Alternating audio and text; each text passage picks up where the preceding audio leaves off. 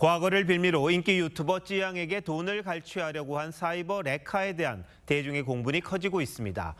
남의 피해를 돈벌이 수단으로 이용한다는 비판이 잇따르는데 사이버 레카, 이대로 방치할 수밖에 없는 건지 따져보겠습니다.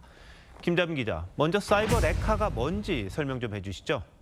네, 교통사고가 났을 때 현장에 제일 빨리 나타나 사고 차량을 견인해가는 게 견인차, 레커차죠.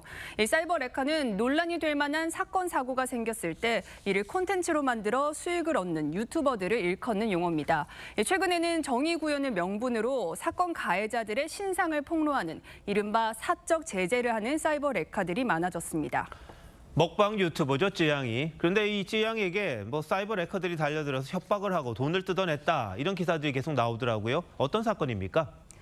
네, 사이버 레커로 활동하는 유튜버들이 찌양의 과거를 약점 잡아 돈을 뜯어내려 한 내용이 담긴 통화 녹음이 공개된 건데요. 이 유튜버들은 사회적으로 무리를 일으킨 이들을 공개 저격해왔고 구독자는 최소 18만 명에서 119만 명에 달합니다. 유튜브 이상치의 기본은 클릭수랑 구독수인데요. 사이버 레카라고 불리는 이 유튜버들은 전형적인 수익 창출 메커니즘을 잘 아는 사람들이에요. 근데 사이버 레카가 한 명이 아니라 조직적으로, 집단적으로 이렇게 일을 벌린다, 이런 말이 있습니다. 네, 유튜버 두세 명만 작업하면 여론은 어차피 바뀐다. 네, 이번에 공개된 통화 녹취에 담긴 유튜버의 말입니다. 여론을 좌지우지할 수 있다는 자신감이 내비쳤는데 실제 이들이 사회에 미치는 영향은 적지 않습니다. 설문조사에 따르면 20대에서 50대 시민 71%가 사이버 레카 콘텐츠를 받고 이 가운데 92%가 사이버 레커가 사회 문제라고 인식한다고 답했습니다. 이번 사건뿐만이 아니라 최근에 이 사이버 레카가 문제가 많다, 이런 지적들이 나온 일이 여러 차례 있었죠.